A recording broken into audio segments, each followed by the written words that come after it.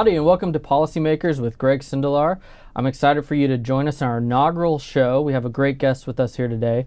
The purpose of this podcast is actually to kind of give a little background and peek under the hood of what is actually happening here in Austin with the people that are actually leading the charge. And so we're blessed to have as our very first guest my good friend Dr. Tom Oliverson, who is a member of the House of Representatives. He represents House District 130 in Northwest Houston, and he is chairman of insurance. And Dr. Oliverson, thank you for being here with us today and being our guinea pig as we get this going. Very cool. Glad to be the guinea pig. Glad to be here with you, Greg. Thanks for having me. We'll see what kind of fun and what kind of challenges we face today. But, the purpose, as I said in the opening, is really just to get to know you better, get to understand what is important to your district and what is happening here in Austin. I found a lot that people don't understand even the process of legislation and making legislation. And so as the chairman, I thought you'd be a great guest to kind of take people through that. So, but maybe like taking a step back, I would love to hear a little bit from you on, kind of your background, your bio, where you grew up and kind of, as I said, you're a doctor, how you got into medicine, and we'll kind of go from there. Yeah, okay, great. So background-wise, so I was born in Minnesota, outside the Twin Cities, and I moved to the Houston area when I was 5. So you're one of the Texans. So I like to say I wasn't born here, but I got here as quick as I could. Yeah, so I think one of 5 those too. Is pretty good.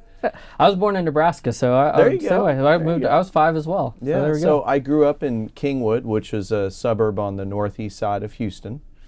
I went to Sam Houston State University and studied biological sciences there, biology, and I went to Baylor College of Medicine and I got my MD there, and then did my residency in anesthesia. And that's actually the only time I've been outside the state of Texas for longer than just a vacation or a meeting since I was very little. Yeah. I went to Washington University in St. Louis for 3 years, and I remember very clearly I'd been married about a year.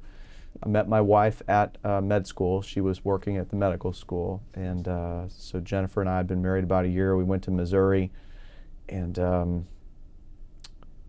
remember the gas guy came to turn on the gas, and he said, "So where are you from?" And we said, "Well, we're from Texas." And his response was, and there was snow on the ground. It was really yucky and everything. Missouri doesn't do great with snow. They get some snow, but it's not like Iowa, Minnesota, Nebraska, where they're used to the drifts, right? That's right. And so the gas guy looks at my father-in-law. He says, "Texas, huh?" He says, "Well, welcome to misery." And I was like, "You mean Missouri?" And he's like, "Yeah." Yeah. My family from Missouri called it Missouri. So, Missouri. Yeah, that's right. So we were happy to get back home. I remember when we moved back home, when you cross over the border in Texarkana and come to 59, we literally had to stop at the first Whataburger we came to, and get something to eat. Yeah, that's right. Because in Missouri, it's Steak and Shake. Yeah. And White Castle, and nothing neither beats of Whataburger. which is good. Yeah, that's right. Neither of which. That's a good Texan meal. Like my sister-in-law lives in Montana, and she flew in actually today, and the first thing they did was went to Whataburger, right? So yeah, that's right. That's how you kind of re-ingratiate yourself back to Texas. You need to do that. You do need to do that. So then, what's your go-to meal at Whataburger? I like the I like the double. There you go. With no tomatoes. Whata size with a Coke Zero, because it's really important if you're going to have a double cheeseburger and a large fries that you save on calories somewhere. That's exactly right. So that's where the Coke Zero comes in. That's just right? smart. That's right. Yeah, that's right. I'm going to eat all, this is like a 1,200 calorie meal. It's like, almost a whole daily allowance. But I'm having a 0 calorie soda, so it's okay. Yeah, that's right. Well, I used to always eat the patty melt, and then they started putting the calories, and I realized that a patty melt alone was like 1,000 calories, and I know. Now I just feel so guilty I can't do it. I'm super unhappy that they got, and I don't know if this is a statewide thing or if it's just the area where I live, but they got rid of the jalapeno cheddar biscuit. Did they really? Yeah. Oh man. And that was like almost like a heretical act. Yeah. Like I thought you You are no longer Whataburger. You don't have the jalapeno cheddar biscuit for It my sounds like a breakfast resolution sandwich. we need, right? To bring it I'm back. thinking they need to fix that. That's right. Yeah. That's awesome. So did you always think that you wanted to go into medicine, or how did you decide that you wanted to be a doctor? Yeah, I decided, actually it was one of those things where my parents kind of suggested to me at a pretty young age that, doctors do well, well respected, got to be smart, work hard. Kind of, introduced me to some folks in medical profession, and was obviously very impressed. And so yeah, I think by the time I was probably 13, 14, I knew I wanted to be a doctor. Yeah. And I remember going to Baylor College of Medicine as a junior, senior, taking a field trip, going to Baylor College of Medicine, because it's in Houston, and so it's northeast Houston to central Houston, really. Taking a tour of their anatomical history museum and kind of getting, and I remember thinking to myself, if I can just go to school here someday, I will have really accomplished something, And so that was sort of my mission for 4 years at Sam Houston State was, I know it's a small state school, but I'm going to Baylor. Yeah. And so I put my nose to the grindstone. I finished with a 3.96 GPA cumulative after 4 years of college. Wow. I won't So tell you it's my like, GPA because you I had far maybe surpassed me. 3 Bs the entirety of my college Wow. career. That's impressive. Maybe 4. I can't remember. But That's yeah, it was a impressive. very small number. I'm impressed. I won't share my GPA, but my wife always tells me, she says, if we were dating in college, you would have had a much higher GPA. And I was like, but then I'd be like a lawyer or something, and it wouldn't be as much fun as what I do now. I definitely think there's some truth to that.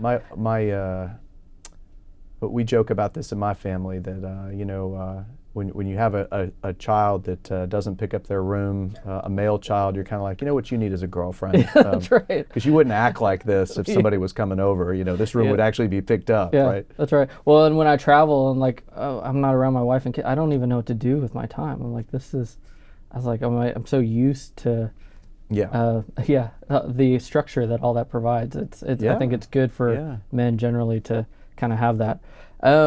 So you became a doctor, anesthesiologist, very successful, Tomball area. In fact, the first time we met was at the hospital. You're so kind to take some time during a break and sit down with me and talk about TPF and priorities for you.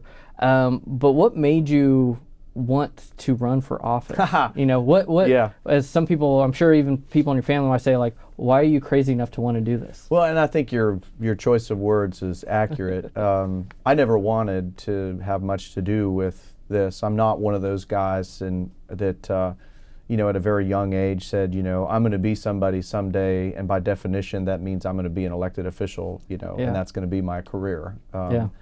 Never wanted to be that guy. In fact, actually kind of respectfully looked down on that a little bit, sort of felt like somebody that wanted to be a career politician was somebody who really didn't approach public service from the public service standpoint, right? Yeah. And look, no disrespect. I have a lot of friends and colleagues that I work with who have been in public policy their whole adult lives, and they are very driven, very committed people. But I think when you're on the outside and you're just watching the 5 o'clock news and you're looking, you say, all I see is self-dealing, self-serving, and corruption, right? And so I saw that a lot. Now, I'm a voter and an informed voter, and so, I listen to talk radio, have for many, many years. Bill Bennett, listened to him pretty much every morning, so was very informed. And so people would say, you seem like you understand policy really well. Have you ever thought about running for office? And I'm like,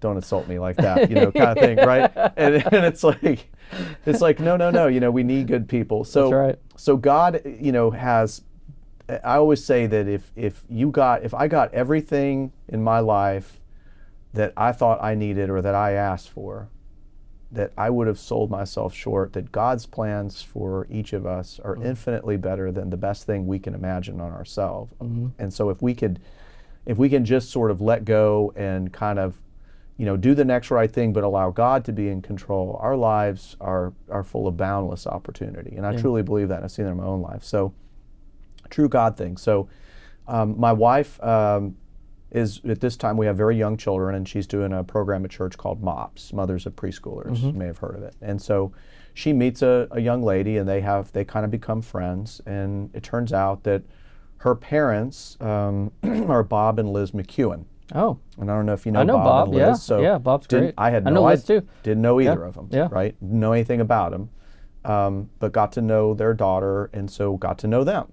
And so I very clearly remember sort of, talking policy and stuff, because I like to talk policy. And so one day on the 4th of July, and I'm sitting on the back porch with Liz McEwen, and she says to me, "You need to run for office." And so we're watching my kids swim with her grandkids. It's the 4th of July, family's having a party, and she says, "You need to run for office because this country needs you, And I said, yeah, right, why? Why? I mean, I hear this all the time, right? Why? And she says, well, because, you have the right attitude, you have the right ethics, the right moral character and values, you won't be corrupted, you would be doing this for the right reasons, and those are the people that we need. And I said, yeah, here's the problem, Liz, I hear this all the time. But when I look at Austin and when I look at Washington, I don't see evidence of that in the people that are up here doing that. They seem to be, to me, to be serving themselves. Yeah. And she kind of leans over to me and kind of is like this, and she says, that's because people like you won't stand up and do this job and sacrifice and step out and do it. That's why we have the problem we have, because if you won't do it, there are people who will gladly do it, but they won't do it for the same reasons that you will do it. Yeah, they'll do it for... we need people like you to do this, because you're not doing this because you want to be somebody. You're already somebody. You already have a family. You already have a good job. You're doing fine. You would be sacrificing to do this, and those are the kind of public officials that we need. We need people who actually have an opportunity cost to serve. Yeah. Because number one, they won't serve forever, I think, is probably the thing. But number two, for them, it has to be mission work. Yeah. It has to be, and that's how I look at public service. To me, public service is mission work. Yeah, because when you're here in Austin, it's taking away from it takes your away day job, income, your family. Yeah. It takes away family. It takes away a lot of things in order to come up here and serve. But it is my mission field. As a Southern Baptist, we all have a mission field. And so I believe my mission field is to come up here and serve God by serving the people of Texas. So how do you, obviously DC's got a swamp, Austin's got a swamp, all capitals have various swamps. So how do you maintain that mission while being in the midst of the swamp? It is hard. And I will admit that you are right in saying that if the devil has a stronghold in the state of Texas, it is Travis County. There's no question about that. All you have to do is read the paper or hang around the Capitol crowd and hear what's actually going on around here, and you can see a lot of really good people who make not the best choices and run into trouble along the way. I think that comes from the fact that the enemy, and I'm going to get sort of super biblical, spiritual on you here, but understand I live in a God-centered universe. My worldview is one where I believe that you're getting to my next question. Our battle is not against people and things, it's against elemental forces and principalities and powers, right? So that's how I look at the world. And I believe that the issue is that if the seat of power is here, what the forces of darkness need to do is, when there are good people who serve, they don't have to kill you. They just have to damage you to the point to where you're not able to be that effective voice and witness and mission-oriented person that you were. And so there are all these distractions that come up and all of these sort of, stuff that comes up. What helps me is that, I try to, I will have dinner with colleagues and folks, talk about policy. I will go back to my apartment pretty much every night. I'll call my family, check in. I have scripture verses posted around my office, just reminding me. My favorite verse is Colossians chapter 2, verse 8. See to it that you are not taken captive by deceptive philosophies that depend upon the elemental forces of this world rather than upon Christ. I love it. And I keep that on my desk where only I can see it in a little frame next to some pictures. Just to remind me, every Yep. meeting I take, everything that I do up here, and then I keep another scripture verse on the door of my office as I walk out. And it's an admonishment from Deuteronomy, where basically, God is reminding everybody that, essentially, if you should ever forget the Lord your God and, make false gods and worship them and bow down to them, I testify that the Lord will destroy you, just as he has destroyed nations before you that did the same, basically. Yeah. I'm paraphrasing that one a little bit, but essentially it's just this reminder to me that, stay mission focused here while you're up here. I'm not perfect. I'm not here to say, I don't think anyone is. Nope. I've been known to use an occasional colorful metaphor, but I really, truly believe that public service should be about a higher mission than just coming up here to pass bills and be on TV and, be on a talk show and, look at me, look at what I can say, look what I can do. I mean, everything that I do in public policy is always about somebody other than me. Yeah, I think that's really important, in my personal life, and I've said this to our staff here, is, it's God, family, TPPF, and everything else is below that, right? And we have to be really careful not to get those priorities mixed up. But it's really hard not to sometimes, and you see things jumping, and you kind of have to like have those reminders that kind of pull you back and say, no, actually this is actually more important. Or when we look at the work at TPPF or the work you do, it's not about your own vanity or look what I accomplished, right? But it's about what you're accomplishing for your constituents and the people of Texas, right? Like when we talk about education, like I tell our staff, it's like, what are we doing for the 6 million kids being educated in Texas? It's not about what's TPPF's role in all of this, and that's why I appreciate is that similar outlook that you have as you kind of chair your committee and lead in the House, because I think it's really easy in this world to kind of lose sight of that. So I think you can, and I've Greg, I've always tried to approach this from the idea that that number one, I came up here to work, not to have fun. Yeah. I remember Ron Simmons told me one time, he said that there are only two types of lawmakers. There are workhorses and there are show ponies.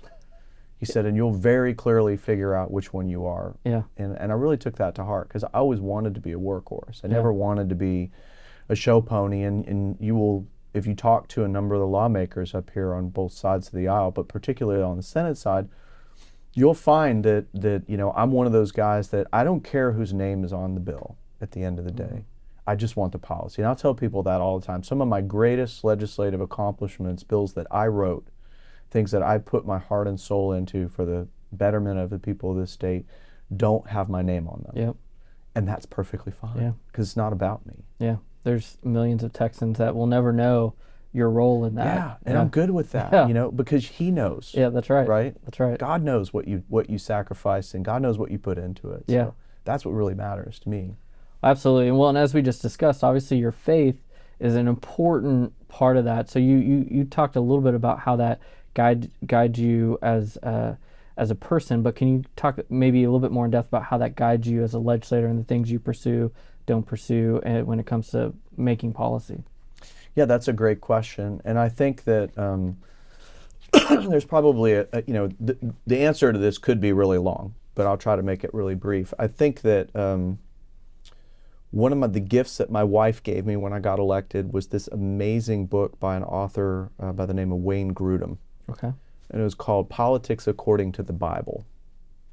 And he literally goes through, it's literally like this thick. I mean, it looks like a dictionary, but it's bigger than it's like a presentation, Bible, like kind of. Yeah. Because I mean, it literally starts with like general principles, and then taxation and stuff like that, and the unborn, and pretty easy stuff. We could say, yeah.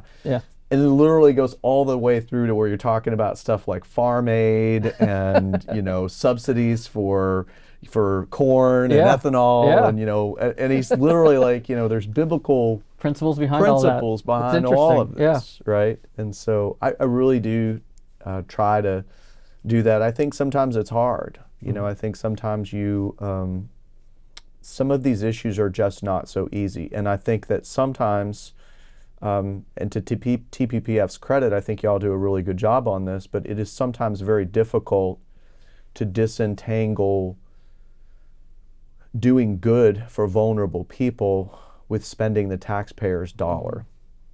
And there are a lot of times where we get called upon as lawmakers to spend money for a great cause. Yep. And it's like, is that really a good investment? You know, kind of thing. Is that really government's role? I mean, is that personal responsibility? Is that I don't know.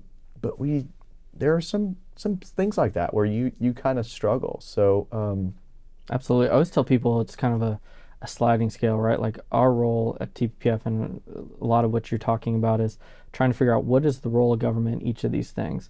Right. And, you know, unless you're an anarchist or a communist, right, like you're somewhere in between, and depending on the issue, it can slide back and forth. And we're trying to figure out what is the right role for government, which we believe is usually limited. But there is still a role for government, which I think sometimes we forget. And I think for me, you know, the example I like to use is that even football has rules. You know, and at the end of the day, in the marketplace, in whatever sector it is, for the most part, you know, I think about how competition is beneficial, and to me, it's sort of like watching a football game. Yeah. You know, hopefully, 9 times out of 10, the team that is more talented and the team that executes better is the team that's going to win, right? But we always have rules. We always have referees enforcing the rules, and if we didn't, number one, I think there'd be a lot more people getting hurt and careers would be a lot shorter in the NFL.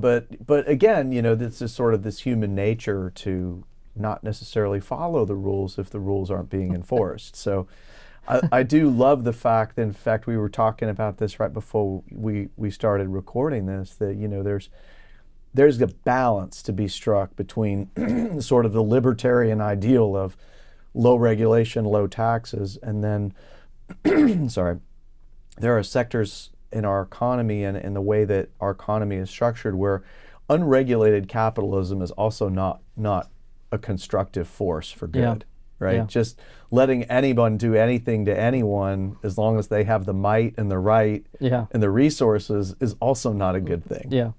So that's that balance I think we have to strike. And society trying to figure out, like, well, you know, as the market recalibrates, how much are we okay with, that kind of But I think getting back to your original question, I think biblical principles would say that, number one, you know, there is absolute right and there is absolute wrong. God is in control, we are not.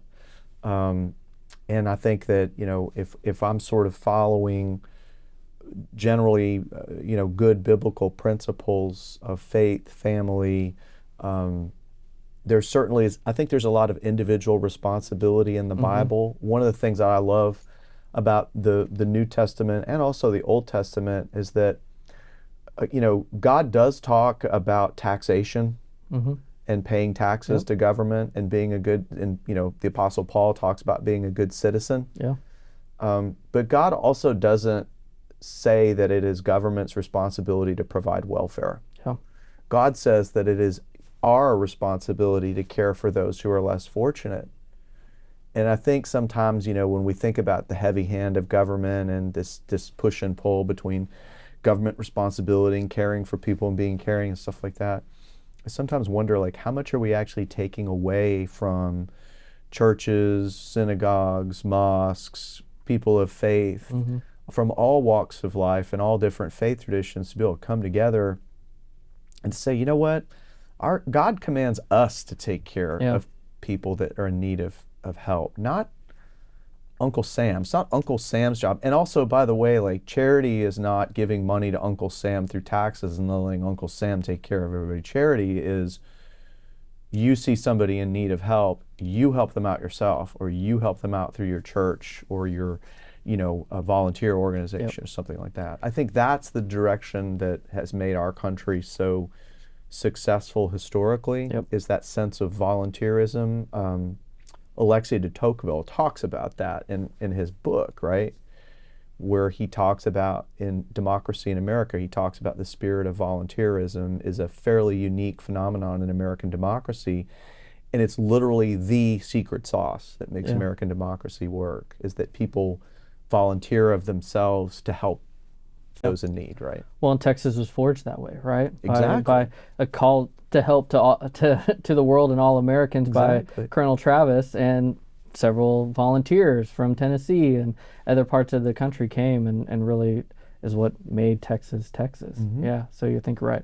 Well, speaking of Texas, I want to switch gears a little bit and get into your district. Obviously, HD 130 is kind of the northwest portion of Harris County. It's got Tomball and Cypress and things like that. Obviously there's a lot of good high school football happening up there, but Yes. what are the things that people wouldn't know about your district that they should know? And then the personal question I have, because I travel around to a lot of these districts, where's the one place that we should eat when we're there? Okay, so I would say, and I'm probably going to make a lot of people mad, because I think there's a We'll lot. edit that out. There's obviously a lot of good places to eat, but I would point out that one of the most celebrated and sort of eclectic restaurants in my district is in the city of Tomball, and it's called the Tejas Chocolate Factory. Okay. And they are on Texas Monthly's top 50 best barbecue joints in the state of Texas. And he's we get some fans here in the studio with us. They're giving me Writing it signs. down. Yeah, Okay. it's like I can see the drool starting Yeah, to that's form. right. So they have a pastrami'd beef rib Oh, that is man. available on Thursdays. That Okay. is literally one of the most amazing creations that you've ever had. Pastrami right? beef rib. Okay. And then in addition to that, they have those little fancy chocolates. I always Yeah. forget what they're called, but they're not macaroons, but the little fancy chocolates with the hollow centers yeah, of flavorings. And so they make those yeah. in house. They actually like grind their own chocolate and all that kind of. So it's like a 2-for-1. You can totally pig out on barbecue, and if that doesn't put you into a meat coma, then you can progress to a chocolate coma very quickly. And it's a cute little restaurant. Yeah. It's right in the middle of downtown. Downtown Tomball will kind of remind you a little bit of downtown Fredericksburg or wonderful. Greene. I mean, Yeah. it's definitely a destination town. We have festivals almost every weekend. Live music. I mean, there's always something going on in Tomball. It's a really neat town. Yeah, my Only wife- incorporated area in my district. My wife's cousin actually lives in Tomball, and she's a huge fan of that area. And I'm pretty sure she's talked about this restaurant. It was called, what was it called The again? Tejas Chocolate Factory. Okay. Yeah. We're writing that down. Sam, you writing that down? Okay. But they All have barbecue too. right. Okay. Their barbecue's pretty Yeah. freaking The amazing. cardiologist probably wouldn't recommend it, but I mean, they're kind anesthesiologist. of on the fence about it, right? Because I have some cardiologists are like, oh, a little bit of fat is okay, Yeah. right? It's just, Yeah. So I don't know. Now, the thing that you probably don't know about my district that I think is fascinating is that we are mostly a rooftop district, but the largest single floor factory space in the entirety of North America is in my district on the other side of the district between Waller and Cypress in Hockley, Okay. Yeah. and it is Daikin Industries. And so Daikin Industries, that factory floor makes every residential and light industrial air conditioner sold from the entirety of Canada all the way down through Mexico under the Daikin, Amana, or Goodman name. If you have it, it was made in my district, and this factory is huge. It is enormous. It is so large that it was one of these where I tried to take like a panoramic picture of it when I took a tour of it, because it opened a few years before I got into office. Not many, so it was still pretty new when I came into office in 2017. And it is an amazing place. Employs thousands and thousands of employees, engineers. They actually do product design there, in addition to stuff. And they have all of these training programs. It turns out that there's a special technique that's not really welding. It's called brazing. Okay. Where you're actually connecting copper pipe together, and it's different. It's similar principle, but it's different kind of metallurgy. And according to them, there's only about 70% of the population that, given the right training, can ever learn to do this right. Really? Yeah. That's fascinating. And it has to be done by hand. The machines Brazing, can't okay. do it. And this is how they bring together all those little coiled pipes Yeah. that you see in the air conditioner. And so Daikin has this thing, and because the Daikin company itself is Japanese, obviously Goodman and the Man are American, but they have sort of the parent company. So they train all these folks in dojos, right? And they call them dojos. And so they have all these training things. So if you go through, you get a chance to kind of learn a little bit about it. Engineering ninjas down in your They bring district. in high school students from Waller ISD and Cy-Fair and Tomball, and they teach them these techniques, and then they're graduating and they've got a skill set. They're certified brazier. Okay. You know, that they know how to braze, and so that is literally like a job that it's a marketable skill. You know, a lot of times we talk about skills and competencies are more important than degrees, right? Yeah, so absolutely. there's a competency and a skill that you now have that is marketable wherever you go for the rest of your life. There are various manufacturing processes that need certified people that are skilled in brazing. Interesting, man. Yeah. I learn something new every day. That's fantastic. Now I feel bad that I just replaced my HVAC and I got a Train and I didn't get a Goodman or something. You did not get a Sorry about that. Train actually does have a presence in North Texas. So. Okay, all right. So still Texas made. Right. You know, during the State of the Union, the president said that President Biden said that the supply chain should start in America, and that was about the only thing he said I agreed with. But although I do think that it should start in Texas, and so I'm glad to see. And so I would tell you, to that point, the other thing that I really love about Daikin is that, with the exception of the electric motors that they use, the entirety of that is essentially, the supply chain is sourced and actually assembled there. That's awesome. So this isn't one of these things where they're bringing in, like, you know, they've got 20 million different manufacturing plants all around the world, and they're bringing in all these parts and this really complex supply chain. They're making it there. That's a fantastic. That's a Texas success story. It is fantastic. It's a great company. We're very honored to have them in our district. Very good. Well, and speaking of your district, obviously, you said you're mostly residential, but you do have this big, huge manufacturer. What are the issues that, when you're back home, that you hear most regularly as most important to your constituents? Several. We are in Harris County. So as you know, Harris County, as of late, has had quite a few issues related to defunding the police, related to election integrity, related to redistricting county commissioners in a way that forces them to not win. And various other shenanigans, I would just say, that are going on. And if you went and looked at the elections committee in either the House or Senate, I'm pretty sure that you would find about 40% of the bills that are filed are specific to problems that are unique to Harris County. Yeah. It's almost like sometimes Senator Betancourt is constantly flagging those for us. And Senator Betancourt and I work hand in hand on a lot of these issues, as he does with other members in my delegation. And it's a struggle, man. I mean, we are a very diverse county, and I would say, if you just looked at the registrations of voters and statistics, we're probably majority Democrat, but still a large minority of conservative voters. And my area is a very conservative area. Usually, I've been challenged by a Democrat a couple of times since I've been elected, and I usually beat him 70% to 30%. So I mean, it ain't close. I think that's what your last one was. I love it looking ain't it up close. earlier. But there's struggles there. One of the challenges that we're dealing with right now, that Senator Huffman and I are working on together, is that we live in an unincorporated area, and so the vast majority of law enforcement for us are our Precinct 4 and Precinct 5 constables, Mark Herman and Ted Heap.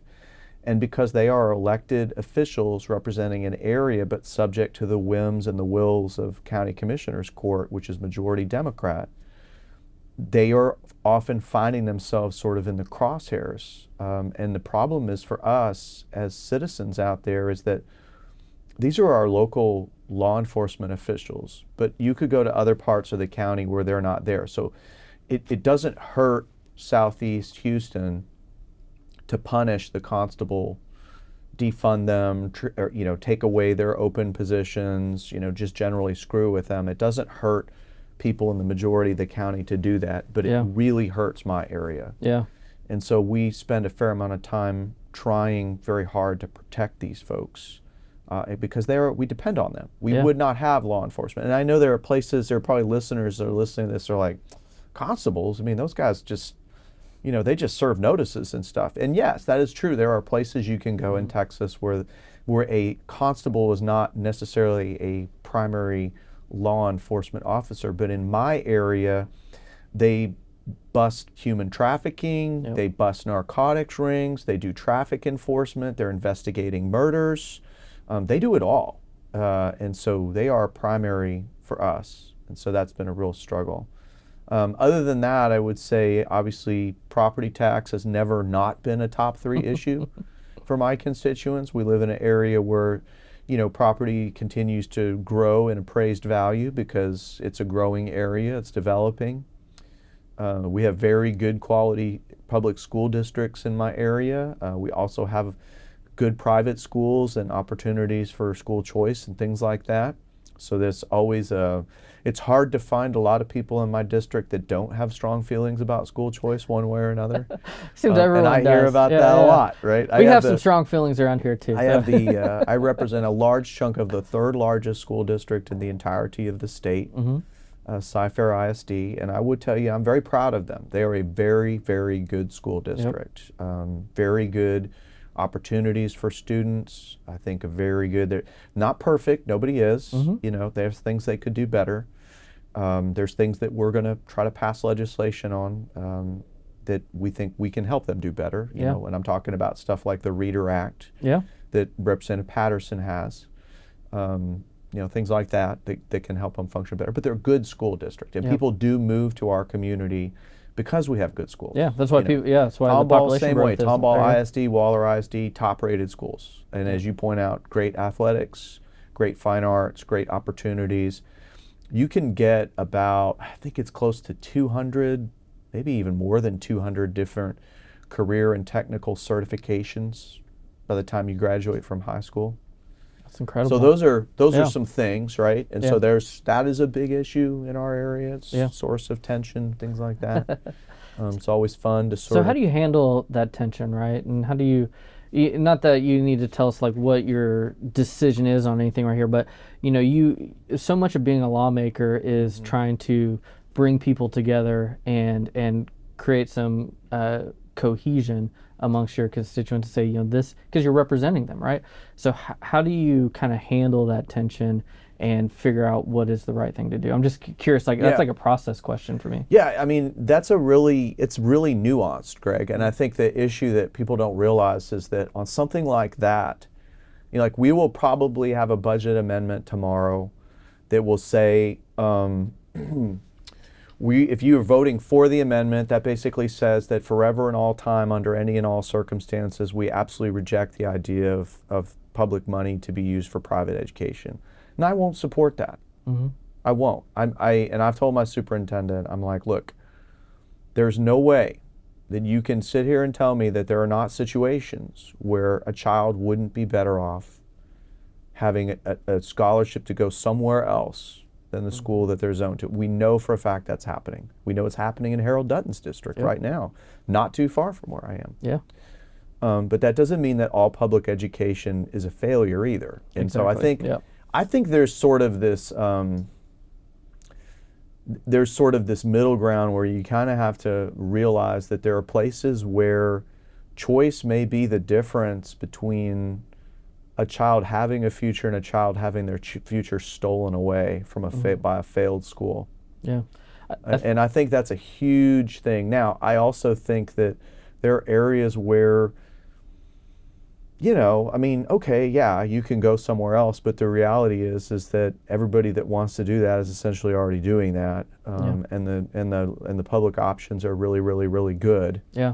So most people don't do that. Yeah. Right. Like 90% are going to continue to use the public school system because it's an A-rated, fairly very high-rated school. So, whatever. And I think sometimes I feel like the folks in public education, if they are doing a really good job, and my schools are doing a really good job, I feel like they kind of take it personally. Yeah. Like it's about them. And so I feel like sometimes the conversation that we have to have about this is just sort of like, look, at the end of the day, this isn't about you. You're doing fine. In fact, you're doing exceptionally well. And there are kids that are graduating here that have tremendous opportunity. But understand that your story is not the story of every public school in the state of Texas. Yeah. There are places not too far from here where a child can only dream of going to a high school like what's available here. Yeah. But right now they can't, right? Yeah. And they don't have a choice. And that's such a really good point. And, you know, I would even add to that and say, even in the best school, and I went to public schools growing up, went to A&M, so I've only gone to public schools, I would say. And I had a really, really good education from my public school. So I always tell people, you know, school choice to me is not about actually any sort of hit at public education, but what it is trying to understand that the structure of public education and the way it's set up now might not be right for every kid. And even in the best school, I saw this in my own school, which was highly rated, at one time rated in one of the top 100 high schools in the whole country, and I'm very grateful that I went there. But there were even kids there that struggled, and it wasn't the right environment for them. And so to me, the reason that we want to open up options for all these kids is because we want to realize the potential of every kid. I think that's right. Yeah. I do. I did. So I didn't file we talked about libertarian stuff. I didn't file my crazy libertarian bill on education, but really, in a perfect world, the bill I'd like to have a vote on. Actually, I don't even know if we need a vote on it. I just want a hearing on it because I want to hear what people have to say. Yeah. Because I want to get to some real honesty. Yeah. On all sides on this conversation, is that I think we should have an approach to school choice that basically says we repeal all accountability requirements of any kind, with the exception that we will have a single exit exam given during the fall of the 12th grade year. And the results of that will be made publicly available on a state-maintained website to all parents in a searchable database. Yep. And then the money follows the child. Yeah. Because I want to know, for our friends in public education, I want to know how much they really hate accountability. Because I feel like sometimes we're talking past each other on the issue of school choice and accountability, where it's like, well, we don't want the private schools to have state money because they don't have accountability. And by the way, we hate accountability, and so it should go away for us. And I'm like, fine, let's take it all away. Yeah, that's right. But the deal is that the new accountability is the parents vote with their feet. Yeah. And I think and so they get to go wherever the high-performing schools are until they're maxed to the gills capacity with kiddos who want to take advantage of those highly successful educational opportunities. And those of you that, you know, for lack of a better term, are just not really very good at this. Yeah.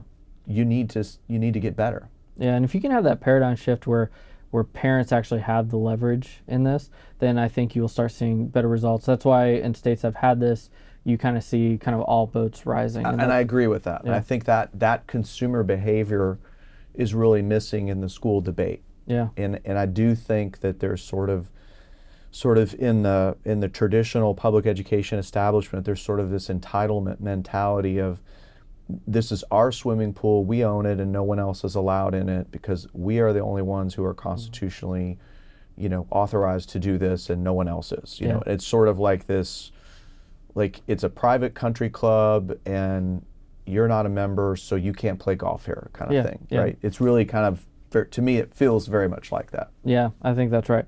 Well, and speaking of controversial or hot button, I was going to say, I didn't file my bill because because you were working on banning gender modification and in children, kids under 18. And so, can you talk a little bit about what your legislation does and kind of where you and I think, you know, there's a lot of criticism there where from folks who oppose this to say, well, if we don't do this, we are going to be harming kids because we're not affirming their gender identity. And, you know, there's lots of thoughts on that, and there's lots of science on that, but I think the approach that you've taken, where you really tried to follow the science on what is good and what isn't good for kids, is an important part of this conversation. So I'd love for you to kind of lay that out a little bit, and let's talk about that. Let's do that. So first of all, let me begin by saying that we are going to pass this bill this session.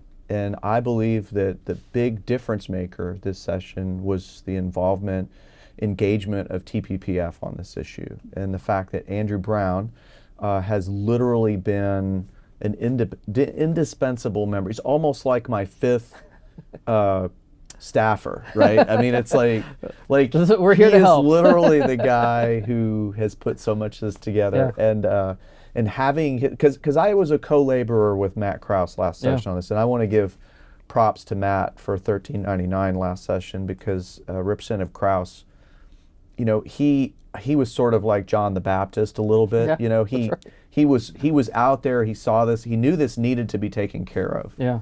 But I don't think society had really caught up to where he was. He was, I guess, prescient. I'm trying to think of the right word, but he was forward thinking. Yeah, that's right.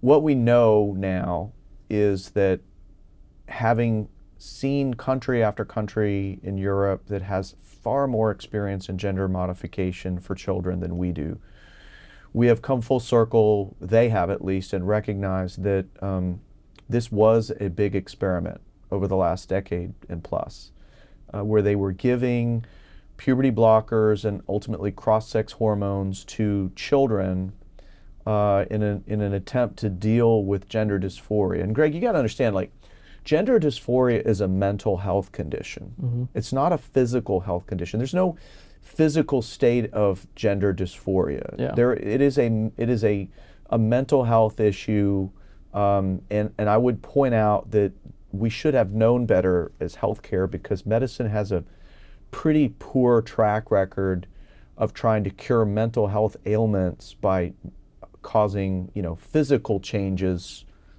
You know, you don't regulate schizophrenia by addressing someone's diabetes, right? And if you go back far enough in medicine, you would know that at one point, the number one treatment for schizophrenia was surgical, and that was lobotomizing people. So we don't have a good track record on this to begin with. And it turns out that the literature, when you go back and you look at it, and you do the actual tough work of analyzing carefully the studies that are out there, the quality of them, the size of them, the methodological failures, and the limitations, that you realize that these researchers who've been pushing these treatments on kids way overplayed their hand in terms of what the literature says. Yeah. The biggest, bestest, baddest study they've got that has been used countless times to prove that this is a great treatment for gender dysphoria because it lowers the risk of suicide, never actually says that it lowers the risk of suicide. What it says is that it makes kids feel better, less suicidal, but it has zero statistical impact on the rate of actual self-harm. Yeah. So the whole premise for which we were doing this, to resolve it, you know, because here's the thing, people can live with gender dysphoria. People can learn to cope with gender dysphoria. The only reason to treat gender dysphoria is if you feel like the presence of gender dysphoria is literally going to lead to harm. Yeah. That supposition was false all along. Yeah. And so what do you think about, one of the interesting arguments that I've read a little bit about is that, you know, on the L and the G side of this equation, or LG being the B side of this equation, that we're taking maybe effeminate men and convincing their women are butch women and convincing them they are men and that they have an issue, when really what they are is, you know, maybe they're homosexual or something like that. And so I've seen that actually as an argument from the left against doing this. But I'm curious if that came up at all in the hearings, and kind of what was the response to that? Yeah, I mean, it was eye-opening to me. I never really thought I would start down this pathway working on this issue and sort of get to a place where it crossed my mind that it may be that some of the treatments that we're pushing on these children for what is perceived as gender dysphoria might actually be harming them in terms of, you know, that there's there's this concept, I think, we talk about authentic self, right? Yeah. Like, can I grow up to be who I was always meant to be, Yeah. right? Whatever that is. Yeah. And so there is this notion that perhaps in fact, there is a study that says that a significant percentage of young people who experience pre-adolescent gender dysphoria, that's gender dysphoria that starts before puberty, 60 to 90% of them, depending on which study you're looking at, if you give them mental health support, the gender dysphoria either resolves by the end of the second decade of life, or they realize that they're same-sex attracted. Yeah. So, I mean, I think that is an issue. And we heard that from psychologists, and we heard that from detransitioners, and we heard that from other folks that was like, you know, I thought I wanted to be trans, but the reality is that I was gay. Yeah. And now you've taken away my ability to be that authentic self. Yeah. I didn't appreciate that coming into this, that you're, you know, you talk about vulnerable youth, right? Yeah. The other thing that's fascinating to me is that there's a tremendous overlap in the transgender youth population of comorbid psychiatric disease. Interesting. The rates of autism in kids who identify as trans is like 40% higher than the regular population. Yeah. The incidence of pre-existing anxiety, depression, thoughts of self-harm, you know, all of these things, very high. Now, the advocate doctors believe in this theory. I always mess this up, but there's this idea that essentially the cause of all the mental health issues is undiagnosed gender dysphoria, which is not supported anywhere in the world other than the United States. We're at WPATH, and the gender affirming model, which we have here, is literally the only place in the world where they believe in that stuff. Yeah. It's like you go looking for it and like wish it into happening. Right, yeah. And so, you know, we see all these countries pushing back now and saying, you know, we're starting to see kids get into their 20s and 30s, and you know, not only did this not work out for them and not solve all their problems and ended up not being what they want to be, but they can't go back. Yeah. Remember, when we had this bill last session, it was 1399, I clearly remember being on the Public Health Committee and having a doctor from UT Southwestern, taxpayer-funded school, by the way, come and tell us that everything they were doing was totally reversible. And when I pressed her on that, I said, even surgery? And she said, well, we don't do surgery on kids. And I said, really? I said, what about mastectomies on girls? Removing the breasts? Yeah. Well, we do that, but that's reversible, she said.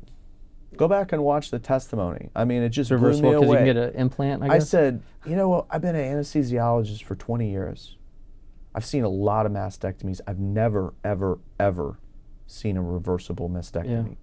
You can do a reconstruction, but it will never function the same. Yeah, you'll never be able to nurse. Those girls that go through a mastectomy, they're lied to and told that it's reversible, they have lost the ability to breastfeed for the rest of their lives. Yep. Their anatomy will never be normal. And even if they were to be reconstructed, it will either be with a foreign body implanted into their body, or they will have to take some of their stomach muscles and tissues and have a full-on, you know, big reconstruction and move stuff up, which is like a 15-hour operation. Oh my goodness.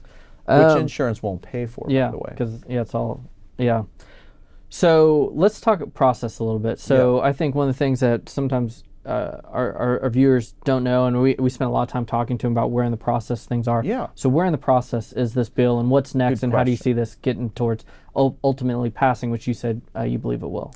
So we are 3/4 of the way done, I would say. Every bill is required to have a hearing in both the House and the Senate. So we had two bills. We have 1686 on the House side, which is my bill, and my companion, Senator Campbell, who has just been an amazing co-laborer on this. I can't say enough good things about my doctor, colleague, friend, Senator Campbell. My state senator. She's been phenomenal. Yeah. Her bill, Senate Bill 14, has had a hearing, and it's also had a hearing and has been voted out of the Senate on the floor. So only thing we have left to do at this point is for me to pick up Senate Bill 14, move it out of committee, and it doesn't have to have a hearing because the House companion's already been heard, and bring that to the House floor. And once that Senate Bill 14 passes the House floor, as long as the Senate agrees with the changes that we need to make, because there's a few little things that still have to be dealt with, then it will go straight to the governor's desk. That's fantastic. Yeah, so we're real close. So we're shooting this on April 5th. So roughly when would you expect, some of that to happen, or maybe the timelines aren't really set yet? They're not set. Yeah. I'm pushing for sooner rather than later. My ambitious goal, but again, I'm an ambitious guy. Former summa cum laude in college, hardworking guy, right? I'd like to be done with this on or about, maybe around April 30th. Okay. First week in May, something like that. All right, end of the month. So I'd like to see. I don't know that that'll happen. There's a lot of things. I think one of the things that people don't realize on the House side is that a lot of the big fights on contentious policy happen on the House side. Mm-hmm. It's just the nature of the process. Our process is not set up in a way that we can move bills quickly. Yeah. Well, and that was going to be one of my questions. We have that extra step of the calendars committee. Yes. The calendars committee in the Senate is essentially the lieutenant governor, right? They don't really have rules over there, And so, he can move the good policy, and he can be, whereas we have that extra step. And so what you have to start thinking about, and I think this is what a lot of people miss, is that there are only so many calendars to hear however many bills we're going to pass for the whole session. Yep. And there were always less calendars in the House than there were, potentially in the Senate. It's just the way it works out. We are limited constitutionally in our ability to take up measures in the first 60 days of session.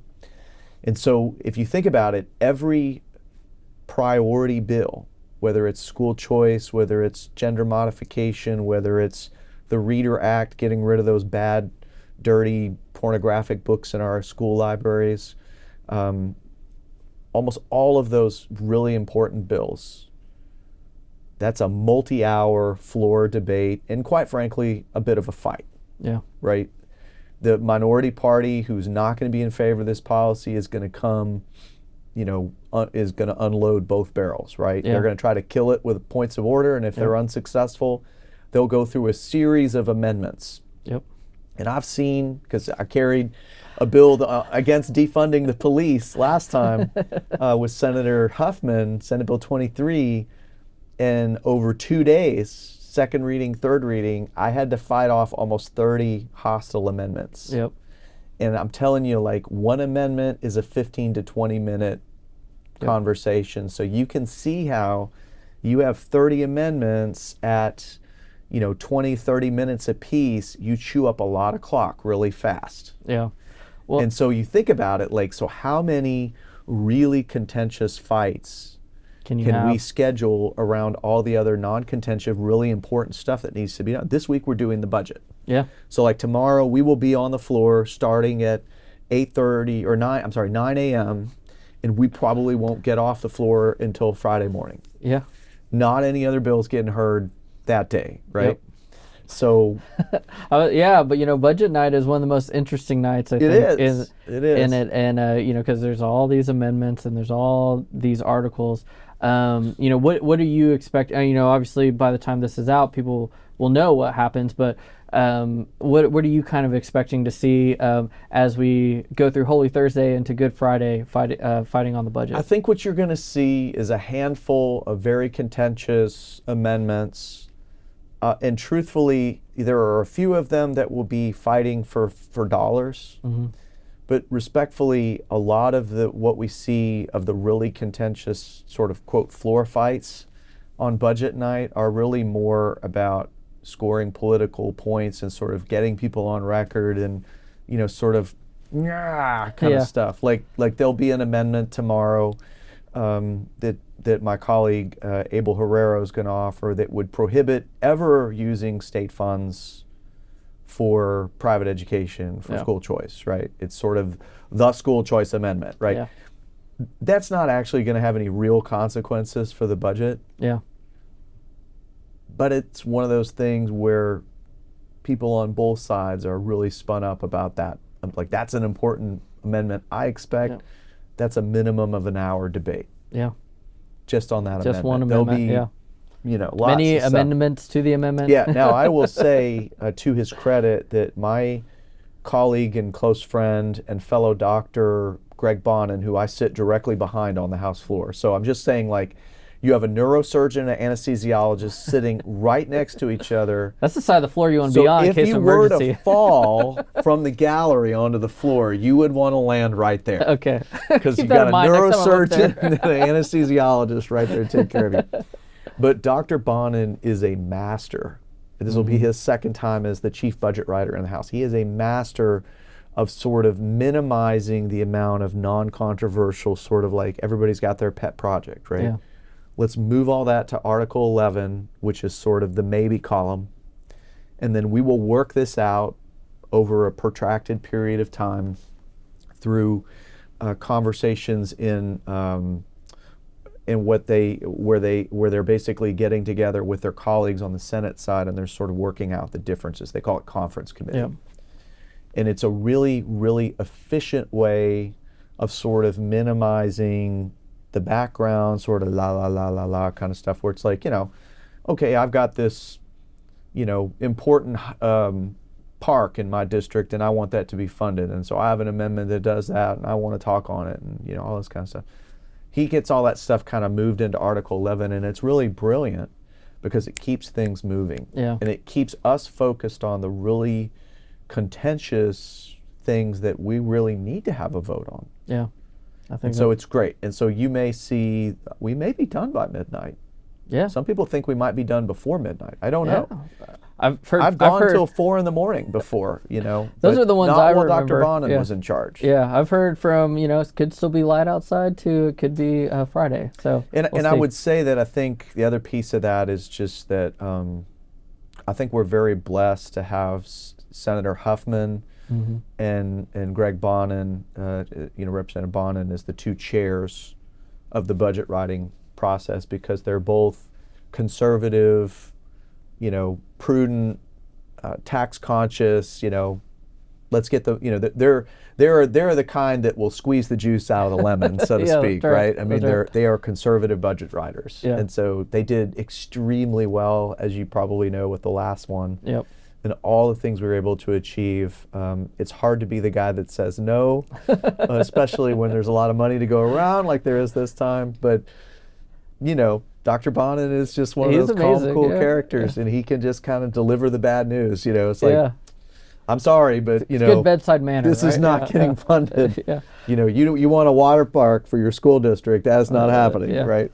What is good, when we've gone by his office, they're appreciative because we're not there asking for money. So it's very different than when the budget is tight. Right. But I think we've seen over the last decade, through the good conservative fiscal policy of the state, that there's a reason why we have a $33 billion surplus, right?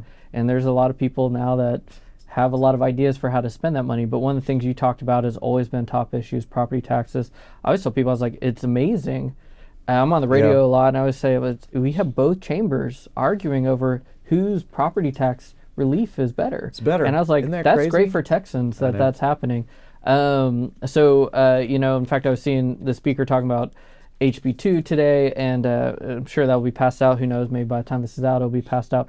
But what do you think? Do you have any thoughts on what ultimately will happen with property tax relief this session? I really don't. Yeah. I had my own proposal. Yes. My proposal was birthed here at TPPF, courtesy of our mutual friend Vance Ginn. Yeah. And I'm a strong believer in the taking of the surplus revenue and lowering the M&O. Yeah. That apparently is just not the direction either chamber wants to go. Yeah. They each have their own ideas. I've talked to folks on both sides about why, obviously Senator Betancourt is my state senator. Yeah. And of course, Chairman Meyer is my good friend. So I've heard from both sides. They're both very convinced that even though these are very different strategies, that they have the right strategy for Texas. So, this is what we do. We get together and we debate ideas, and we keep debating until the cream rises to the top, right? So I guess we got a little less than 60 days to figure out if it's going to be SB or HB, and how that's going to go. How that works out. But the good news is that there should be significant relief, and I think both chambers, to what you were just talking about, they do believe in compression. That's one thing that there will be significant compression, and while it won't happen this session, it doesn't look like. I would say, I'm curious if you agree, it feels like we are on the path to eventually eliminating M&O here in this state. I'd like to think so. I really do feel, I know that that's a vision that Dr. Bonin shares, that he'd like to see continued compression, and while we can, I think, one of the things that I get told a lot is just like, whatever it is that we do, we want it to be sustainable. Like we don't want to make promises we can't keep. Yeah. And I think that's fair and reasonable and prudent, right? I mean, I think we don't want to, from our own checking accounts, be writing more checks than we have money in the bank, or than we think we're likely to have in the bank a month from now. Yeah. And so we shouldn't ask our state to overextend themselves and do crazy things either. I don't think that we would do that. But again, I think it's a really amazingly positive, but almost kind of, like you said, kind of crazy to think about that. You have two chambers. I've been around long enough for like and they have completely different approaches to this, but they're both arguing like our way is better. Yeah, that's right. I would be remiss if I didn't say, as a member of the House, that I your way's voted better for the House side. Yeah, that's right. House way is better. Well, and I think that's what we talk about. I was like, let's let the competition figure it out. And I was like, maybe the number goes up, and we love compression here, and we understand the benefits of what HB2 and the Senate package is doing. But, I think at the end of the day, hopefully a lot of good things happen for Texans. So you've been so generous with your time, so I don't want to take too much more, but I did want to ask you a couple of last questions. One policy-specific question. So as chair of insurance, obviously you have some legislation really pushing back on ESG and DEI stuff in the insurance industry, because it is affecting some of our folks here and industries here in Texas. Mm-hmm. Could you kind of talk a little bit about what that legislation does and why it's so important? Yeah, I can actually, and I've got some good news and some interesting news and some good news to report. But so, for I think everybody may know, but ESG is environmental, social, and governance. And Thank you for saying that. We're always so bad about acronyms. Yeah, yes. And so I think, and so people focus on the environment part, but need to understand that there's also a social and governance piece to that. Mm-hmm. And it's sort of this idea that every corporation should be a good, citizen, if you will, and embrace certain progressive ideals of, caring for the environment, empowering the workers to the maximum extent possible, and really sort of embracing a true diversity, equity mindset, right? Mm-hmm. Almost like a DEI mindset. And so that's what ESG does. Mm-hmm. And so it's been kind of creeping into, it's obviously significantly taken over the financial services sector. Mm-hmm. But it's been slowly creeping into the insurance sector, interestingly enough, through a very strange mechanism, and that is that one of the largest and most important areas of insurance markets is reinsurance. Reinsurance is, I like to say, is insurance. It's the insurance for the insurers. So, when the policy claims end up being more than they have cash on hand because, they charge a certain amount of premiums and they end up having to pay more claims, mm-hmm. They all have a policy that sits over top of that, where there's another insurance company that's taken their risk and bundled it together with insurance risk of a similar nature, literally from around the world. And the masters of doing this and the biggest companies that do this are all in Europe, which, as you know, is climate crazy. Yes. Like wacky. There's a reason it's the Paris Climate Accord, right? Wacky. And I would point out that one of the largest reinsurers is actually based in Switzerland, which is also where a lot of these crazy climate conferences and summits and stuff like that are happening. And so we're starting to see it creep into the insurance market. Now, insurance has this one feature that's really interesting, and that is that it is the only sector of our economy where federalism reigns supreme. Every sector of our economy other than insurance, federal law supersedes state law in most respects.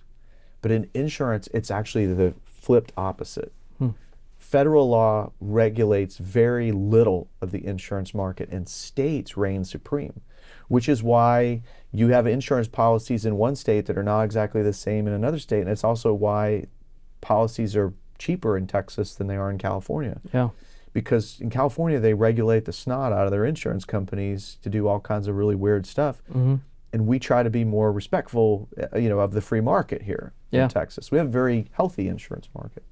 So my bill basically prohibits ESG in insurance. That's really what it does. And it's timely because states are moving in opposite directions. The insurance industry would love it if the state of Texas would do nothing. And the reason is because, unfortunately, the state of California is going to do something. Yep. And so rather than create an unlevel playing field for them, they're like, we'll just make everybody do California kind of stuff, right? I mean, it's kind of like they don't really like to admit that, but it's really kind of true. I mean, it's one of these things where, from their perspective, they're trying to do business in all 50 states. They don't want 50 different regulation schemes on this. They want something where they can navigate all 50 states. So our legislation, in addition to banning ESG, the other most important piece of it is respectful of the Jeffersonian Federalist principles of the state-based system of insurance regulation. And it says, if you're doing business in the state of Texas, you must do it this way. You can't use ESG. You can't use disparate impact. Everything has to be based on the science and the statistics. But on the other hand, I'm not going to tell you how to do business in California. And I think that's really important from a conservative principle mindset, because again, I have control over my insurance market here in the state as the share of insurance. And so I don't want the state of California trying to tell Texas companies how to do business in Texas. And I would reciprocally say, I'm not going to tell them how to do business there. This is really catching on. There are a lot of states around the country that are following our lead on this, and they're looking to us to provide leadership. I serve as the president-elect of the National Council of Insurance Legislators. So it's a 50-state organization, state lawmakers, chairman of insurance from across the country. States are looking to what is this bill that he has going to do, because we'd like to run with that. We've been in contact with folks in Oklahoma, North Dakota, and a lot of other places where they're like, hey, whatever you do, we're going to do too. Yeah. Chubb, I don't know if you saw, recently announced that they were going to insist that, their policyholder commercial companies, that they reduce their carbon emissions or they can't renew their policy and all that kind of stuff. At the same time that's going on, I just got notice today that there's sort of this climate accords for insurance companies. Okay. Like, we're going to do business, according to the ESG, da, da, da, da. Well, two of the largest European reinsurers that do a lot of business in Texas just pulled out of that group today. Oh, that's great news. Very good. So they sent that to me and they were like, hey, you're making a difference. People are paying attention. Texas is the 8th largest insurance market, I think, in the world. Yeah. So it's a big market. And so we do have that market share, and we shouldn't be afraid to use it in a way that protects our economy and our citizens from sort of these crazy woke policies that really aren't rooted in anything statistically valid or even that makes any financial sense. Yeah. Well, and I think that's a good example of why Texas matters more than, honestly, just a lot of other states. Even Florida, who we have this healthy competition on, and that's always good. But let me tell you, Florida's insurance market is a mess. All right, so I know we're always had this. Yeah, is it Abbott doing it right? Is it DeSantis? Is it Texas? Is it Florida? Texas is doing this one right. I don't want what they have, and I will go to any lengths not to get it. In terms of their property and casualty marketplace is a mess. Good. Okay. And ours is healthy and it's growing. All right. Well, let's keep Texas Texan, especially on that one. All right. Last couple questions. So you've been legislator now for a while. Tell me the thing you're most proud of in your legislative career so far, to date. I think the biggest achievement that we were able to get, and again, this is one of those bills that doesn't have my name on it, even though I wrote large sections of it, is a bill that Senator Kelly Hancock and I did. in 2019 that ended the practice of surprise medical billing for the entirety of the fully insured market in our state. And it was such a good model. It was so fair and balanced, and it had so many real market principles injected into it that Kevin Brady, Congressman Brady, took it to Washington in the midst of their, total meltdown, like stalemate, standstill, how are we going to solve this problem?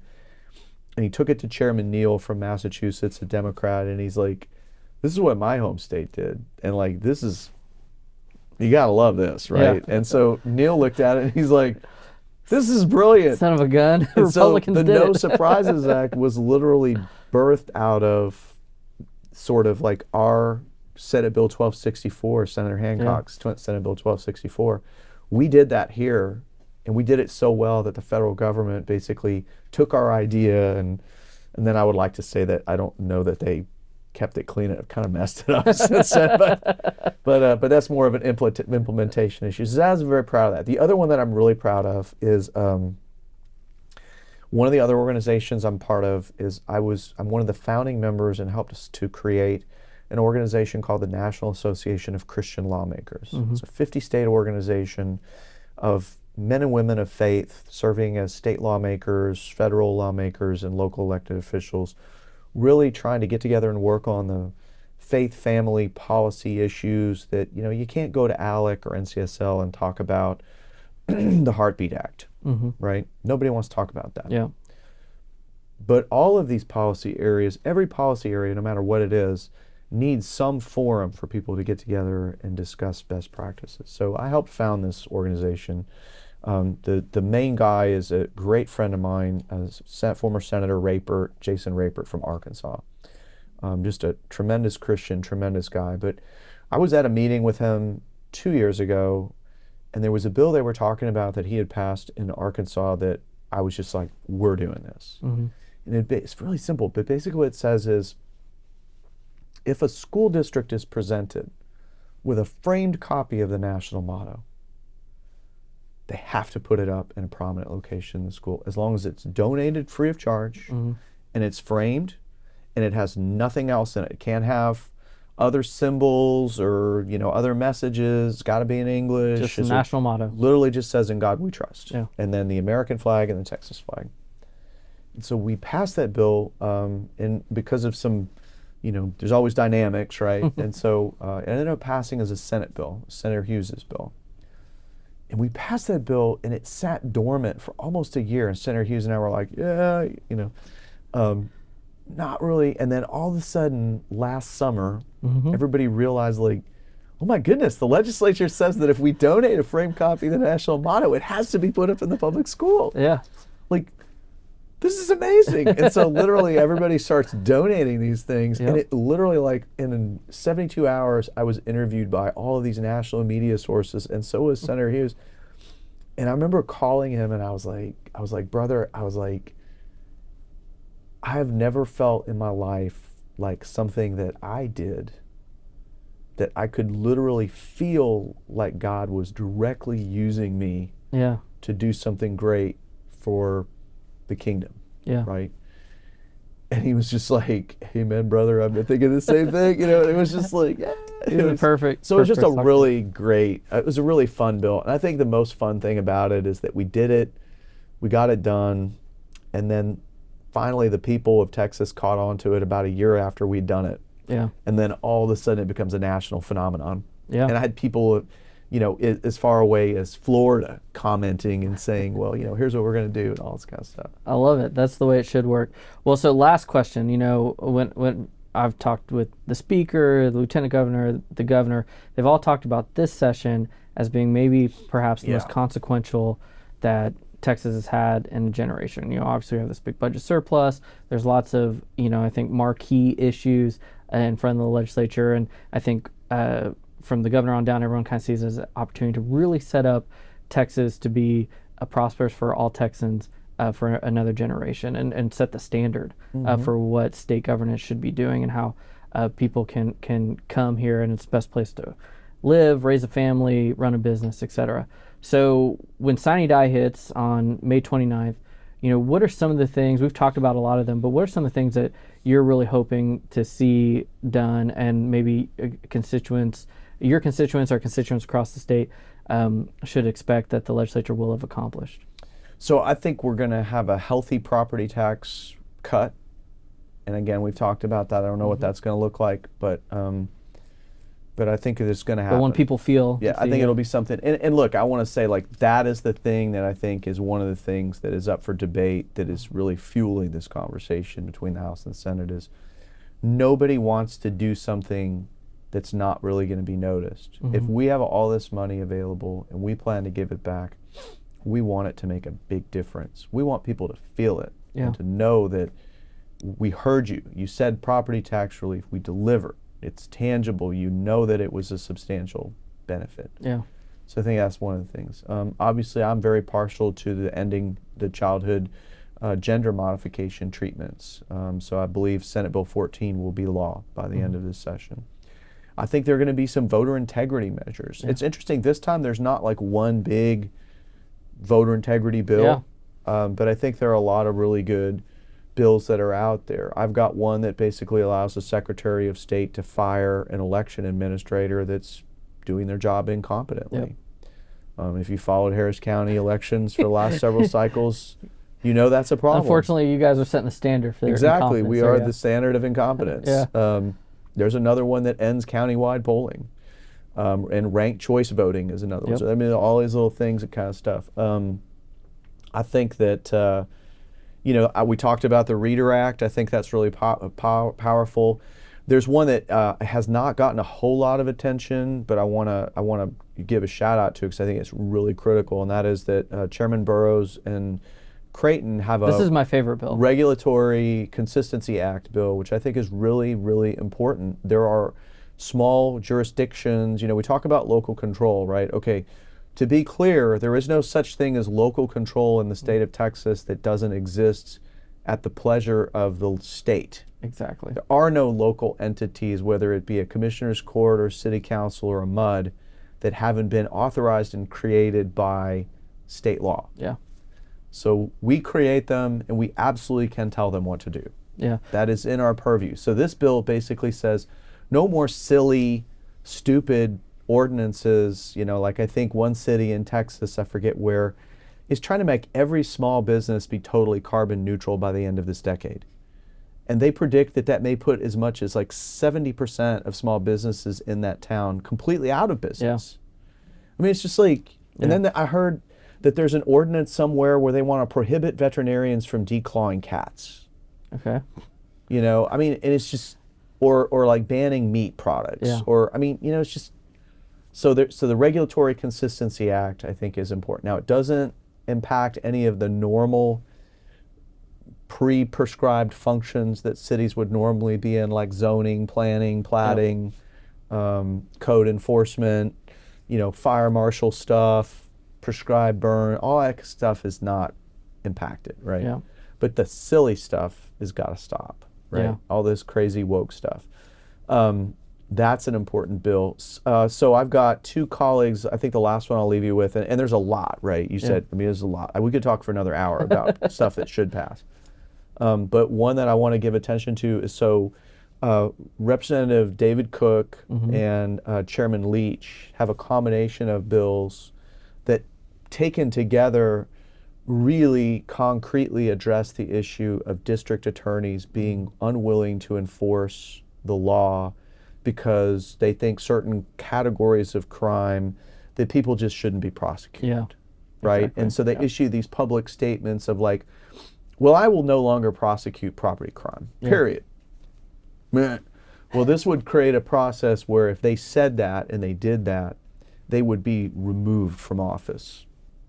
Yeah, which, everything we build on is based on the rule of law, and when you're just ignoring that, then it's important to do something about that. And isn't it crazy that we live in a day and age where we have to pass state laws to remind local elected officials that they were elected to do a job? To do their job. And that job. they should do a job? Yeah. Right? I mean, but it's like, I've got one that basically creates liability for judges. Last session, we passed a law that says you can't let somebody who's charged with a violent felony out on a personal recognizance bond. If you are charged with murder, Yep. you should not be roaming the streets, right?